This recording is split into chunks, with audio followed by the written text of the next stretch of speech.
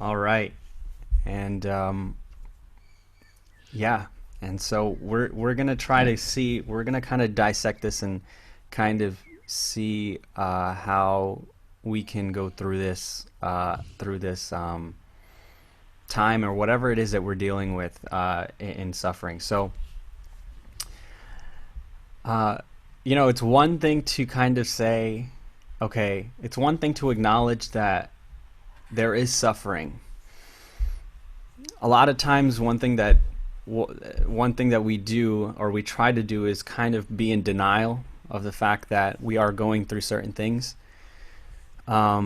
So I would start off by just encouraging you all, regardless of what your background is or where you're coming from, um, having suffering in whatever form that may be in your life. Having suffering is not something that we should deny or run away from. Okay, so saying that there's something that I'm going through, there's an affliction, there's a trial, there's some sort of mental struggle or something that I'm going through. There's no reason why we need to just run away from it. That actually does more harm than good. Okay, so just on this platform, I just want to encourage everyone to just examine our lives. All right, what am I going through? What are some struggles that I'm going through? What suffering? What things am I facing that I just tried to kind of block out and try to push forward? Okay, so that's the first thing. So another thing is it's not even asking the question, how can I just somehow make it through? Right? The question today isn't how to just somehow make it through suffering. The question isn't how to somehow manage your suffering. The question is how to rejoice. That's heavy. That's heavy. It's not a question of, hey, can you just make it one more day? Whatever you're going through, can you just make it to the rest of this week? 2020 was a terrible year. Can we just make it to 2021? That's not the question. The question is, can you rejoice? Rejoice in and the question here is not, can you figure out a way to just remove all of the suffering?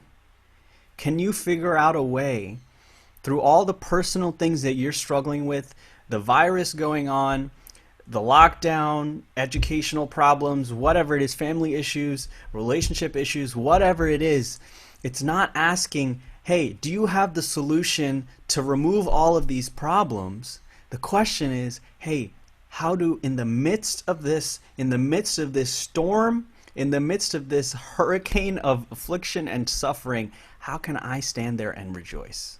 Can I? Can you? Can you and I do that? Is that even possible? And ultimately the answer is yes. Yes, we can. Absolutely we can. But unless we found our joy, or unless we place our joy into that which is so great, unless I put my affections, unless my heart belongs to something or someone that is so amazing, so incredible, so beautiful, that regardless of how terrible life around me gets, the joy that emulates out of, or the joy that comes out of this thing in my heart is enough to get me through. Right? That's the truth of this right now. The truth of the matter of rejoicing and suffering is that which is in your heart, that which captivates you. So let's ask ourselves, what has high priority in my heart right now? And that thing, do I feel like that gives me joy? And if so, if I feel like that gives me joy, does it give me enough joy that even if the world around me were to crumble and fall, everything around me just seems to be getting worse, I am standing firm in that joy because that's just how great that is in my heart.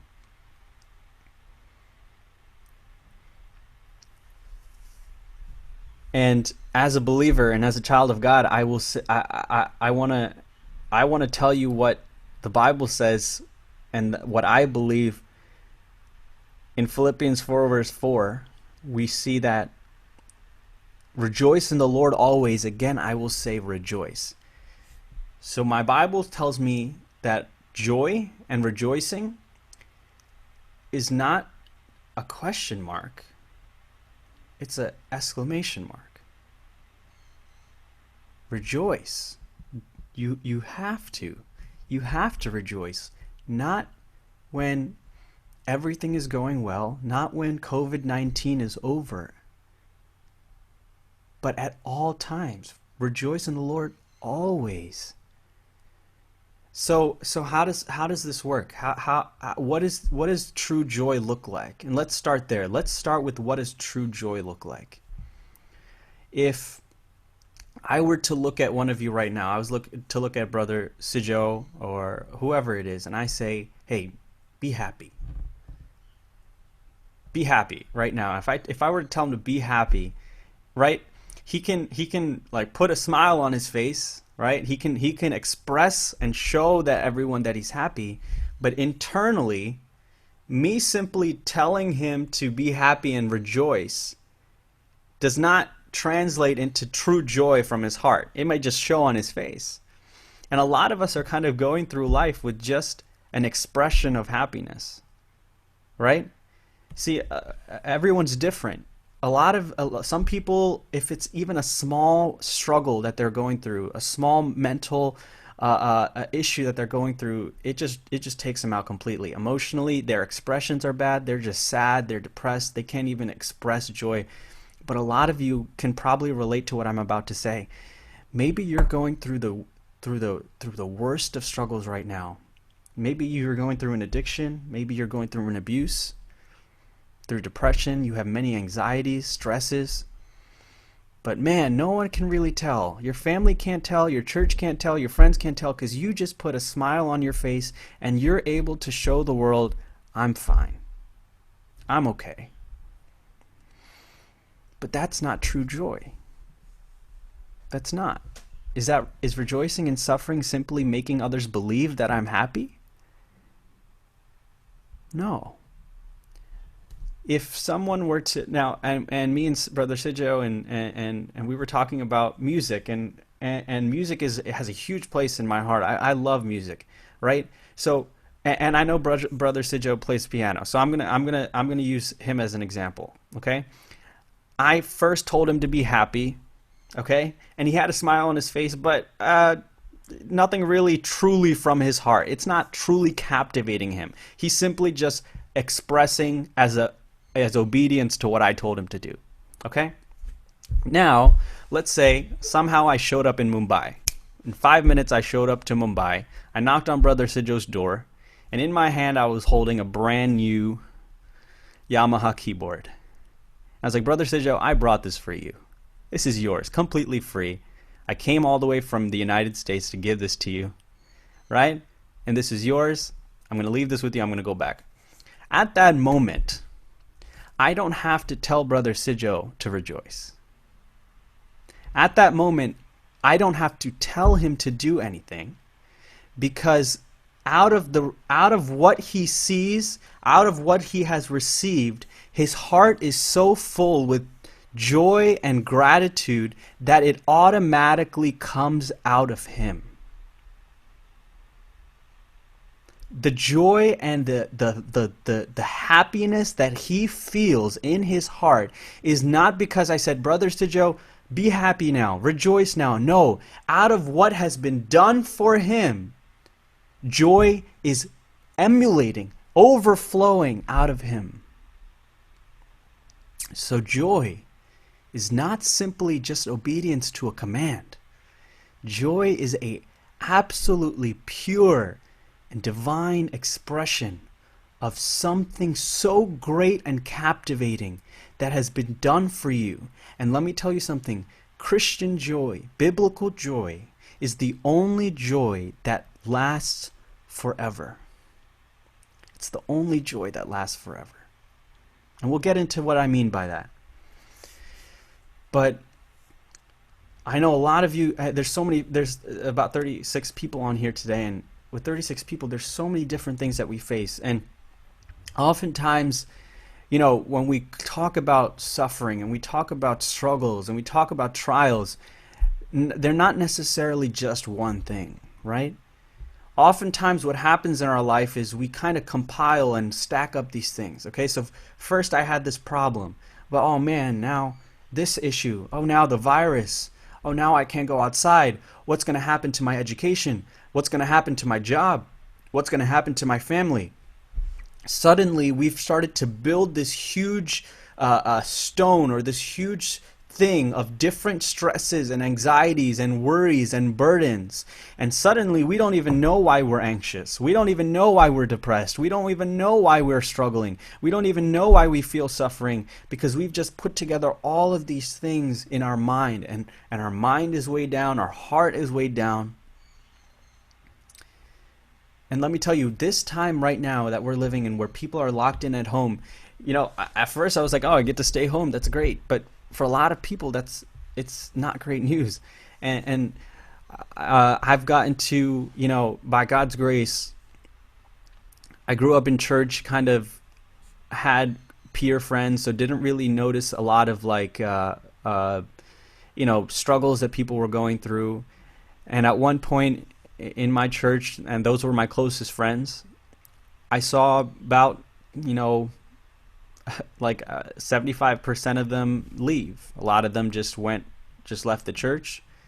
And for a long time, for like years, 7-8 years, I was just like, what is going on? Do I belong here? Where did everyone go? I saw a lot of my friends that I grew up in the church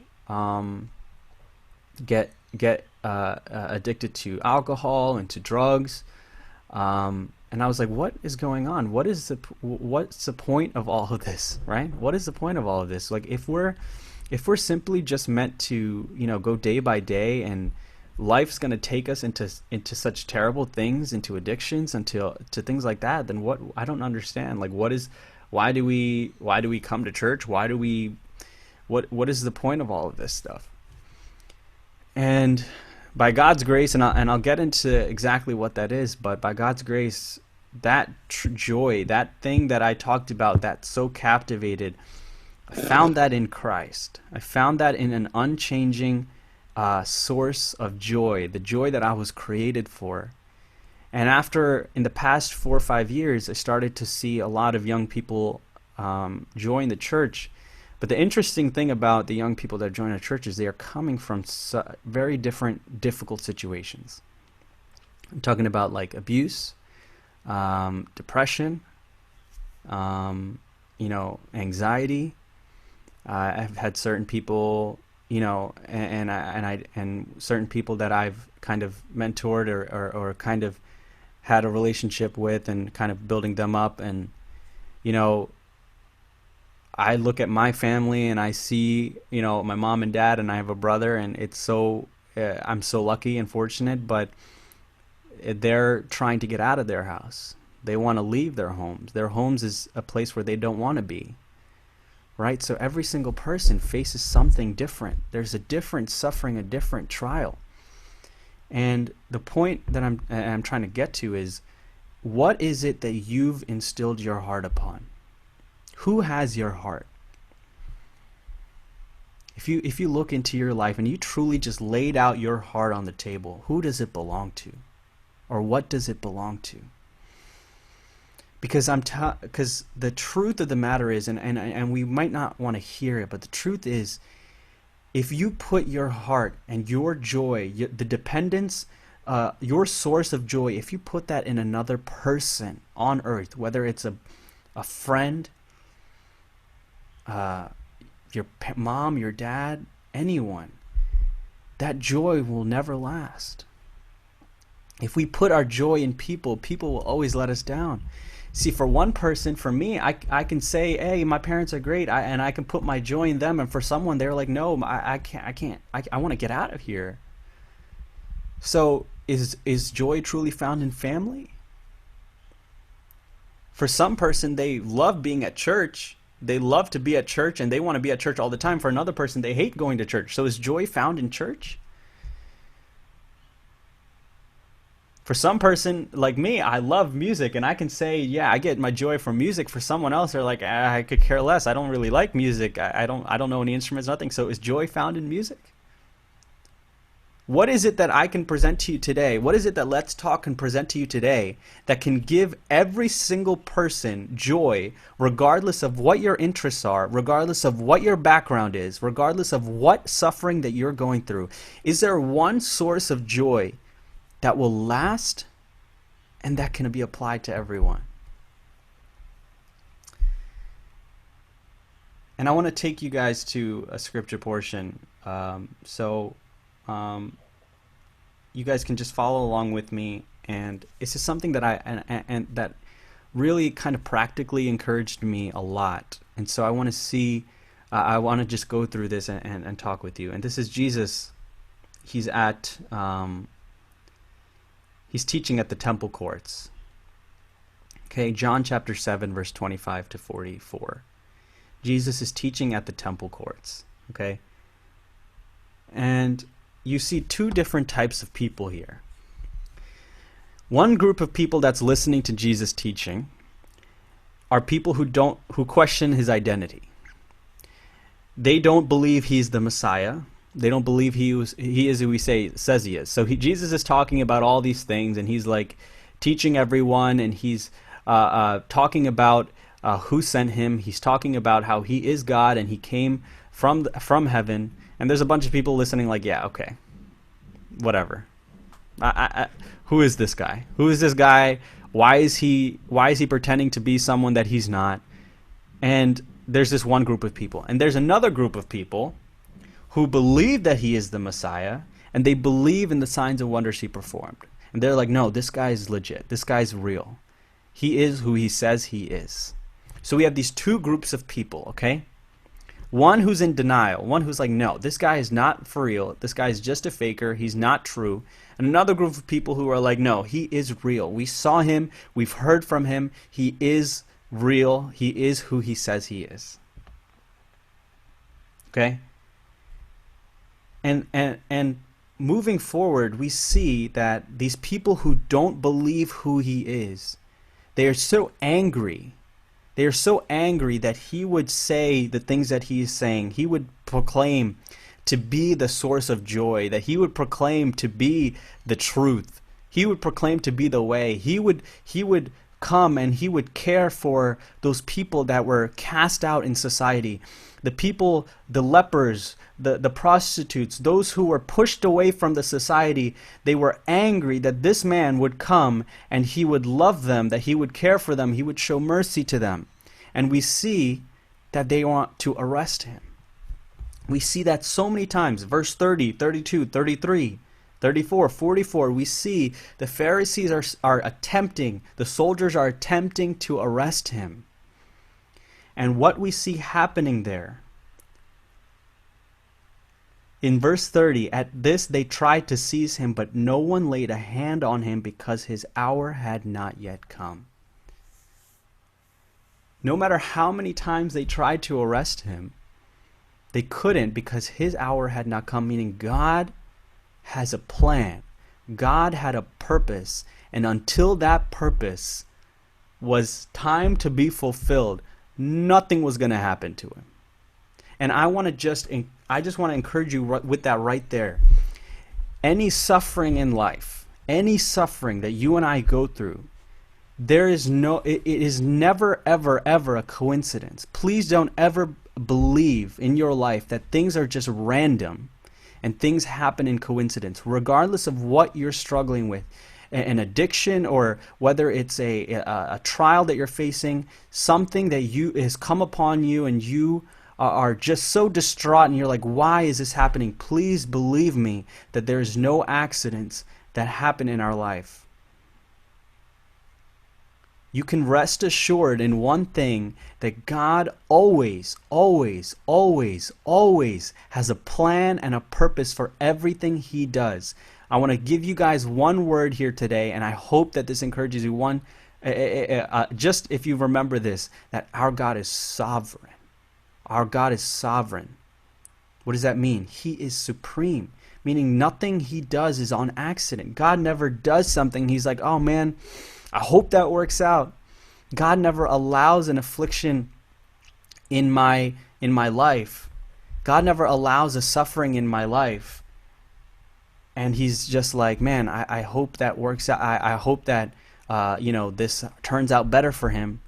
He'll never give me a suffering. He'll never give me a burden just because he's bored. No, God always has a plan. We see that in Jesus too. Jesus is God. But we see that even the cross that Jesus was supposed to die on, even the time that Jesus was supposed to be arrested, God had ordained it.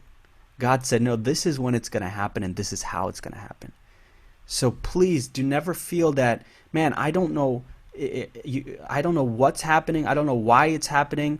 It just seems like coincidence that every time that I feel like I'm getting better, then something else comes. I feel like life is getting better, and then another situation comes. I feel like my family life is getting better, and then some other problem comes in. I feel like my education is getting better, and something comes in. No, God has a purpose in everything that he allows in your life.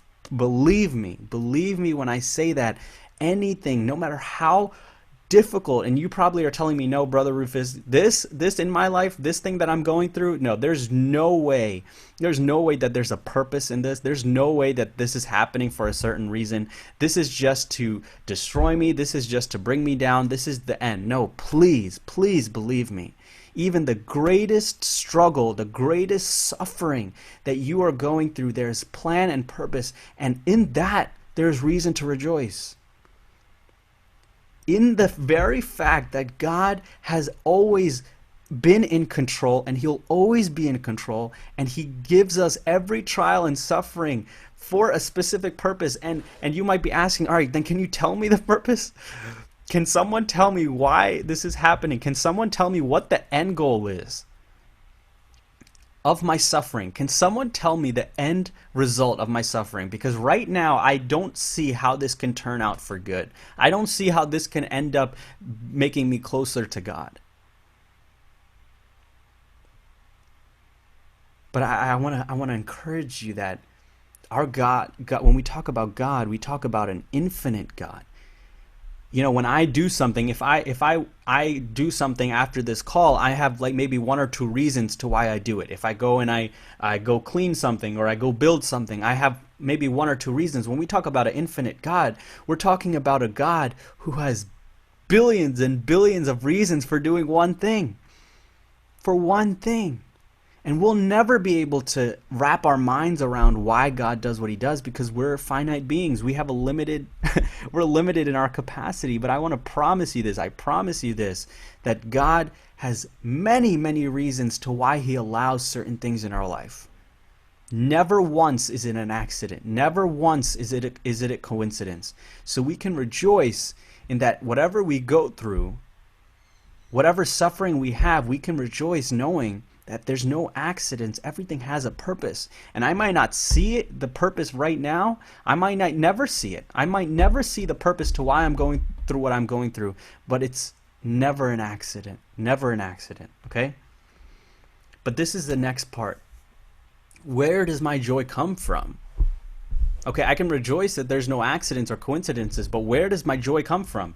Like you said, you gave the example of Brother Sijo getting the piano. What is that for me? You said there was this one source of joy that applies to everyone regardless. And look at what Jesus says here. Verse 37. On the last and greatest day of the festival, Jesus stood and said in a loud voice, "Let anyone who is thirsty come to me and drink." What did he mean by that? What did Jesus mean by let anyone who's thirsty come to me and drink? Is he talking about physical water? Is he talking about something that he has that he can give to you? Is it blessings? And I thank you for the song today. You give and take away. You give and take away. Blessed be your name. The truth of the matter is, regardless of whether you have or you don't, whether you're rich or whether you're poor, whether you're sick or you are perfectly fine, there is something that would allow you to say, Lord, blessed be your name. Jesus said, if you're thirsty, come to me and drink. And here's the truth of the matter, and here's what I want to convey to you in the next few minutes. You and I were created with a purpose. You and I were created to find our satisfaction, our joy in God.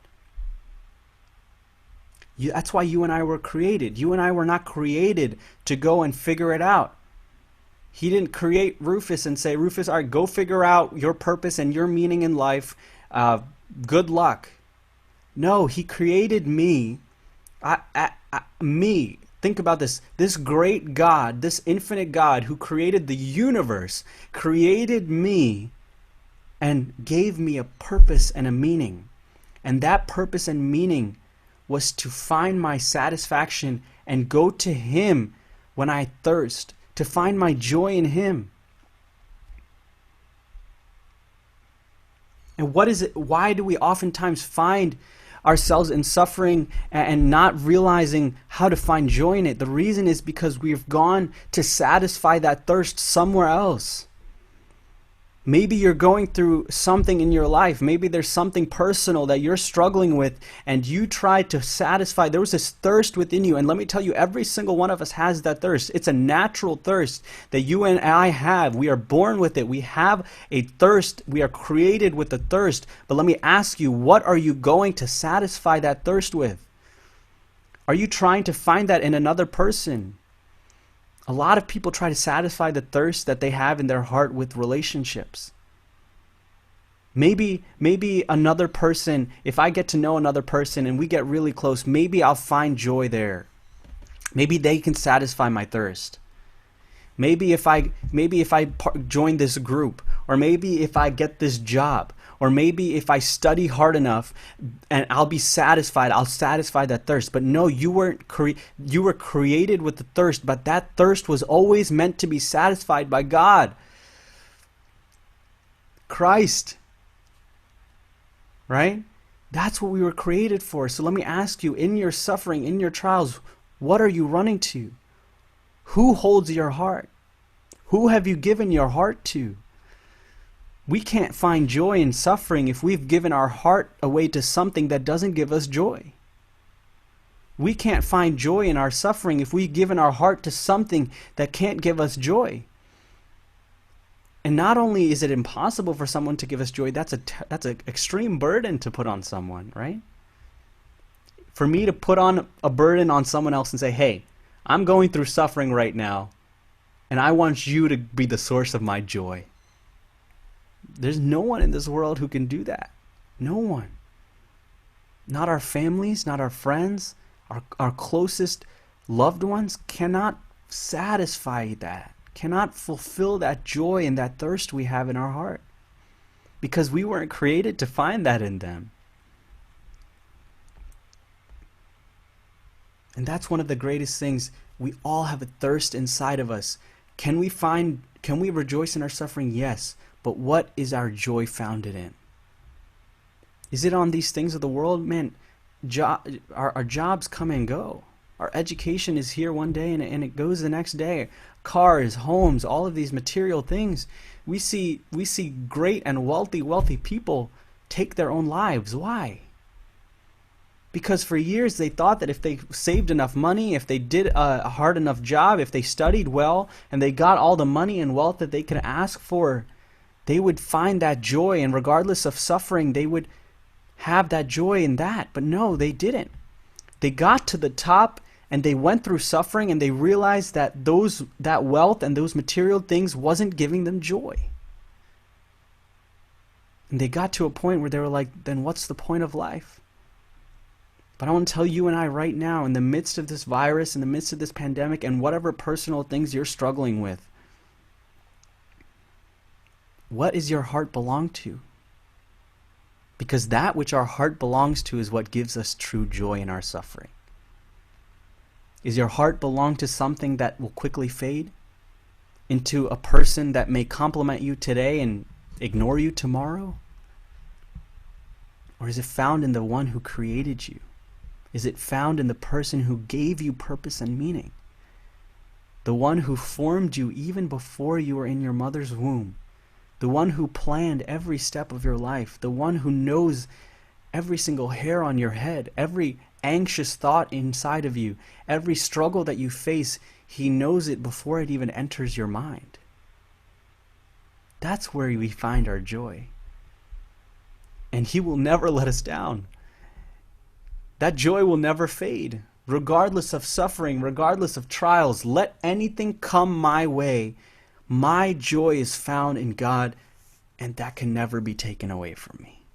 You can take away my job, you can take away my education, you can take away my car, my house, my belongings, my favorite things, you can take it all away. You give and take away, but blessed be your name. I can say blessed be your name because my heart belongs to you. Who does our heart belong to today? Who does our heart belong to today? I just want to give just another reference here.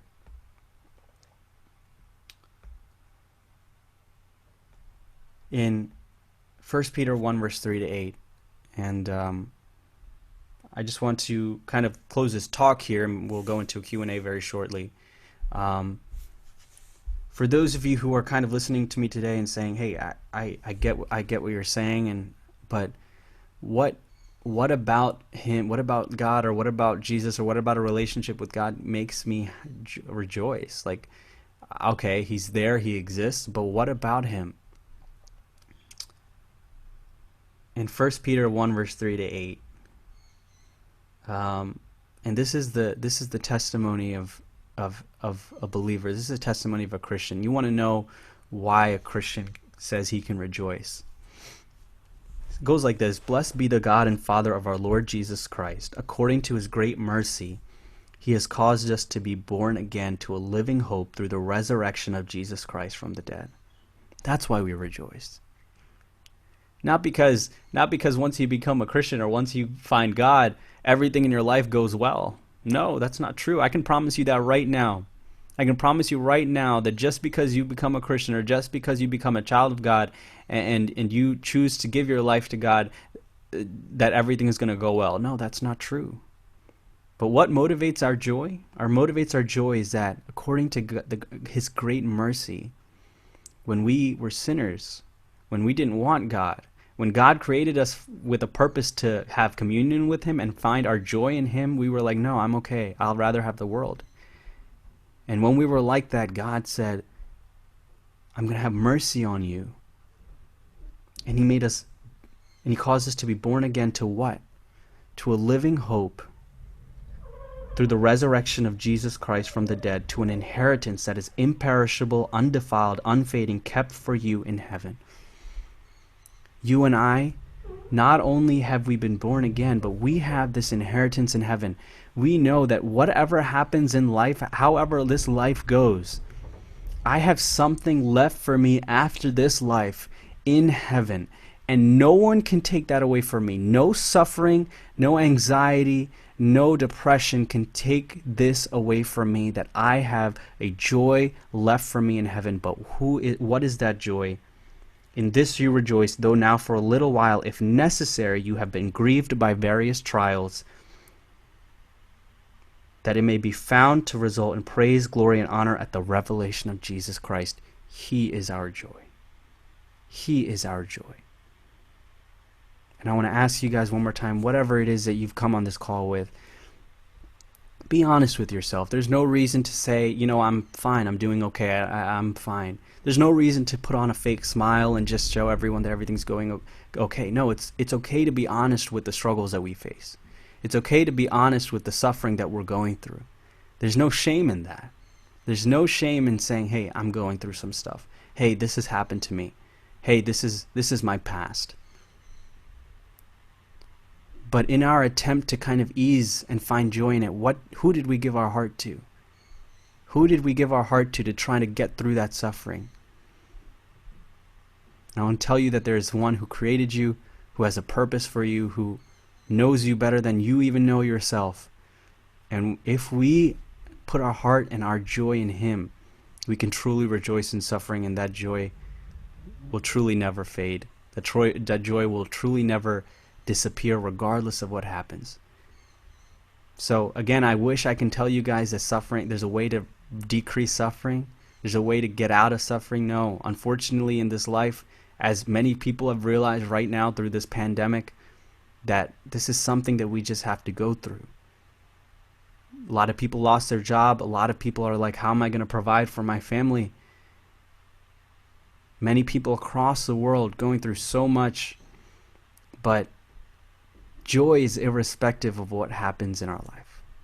True joy is irrespective of what's going on around us. True joy overcomes all the struggles that we face.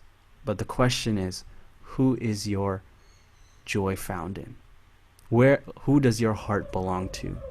And if our heart belongs to Christ, regardless of what happens, any trial, any situation, we can truly rejoice in our suffering. Jesus said, in this world you will have suffering, but rejoice, for I have overcome the world. Amen.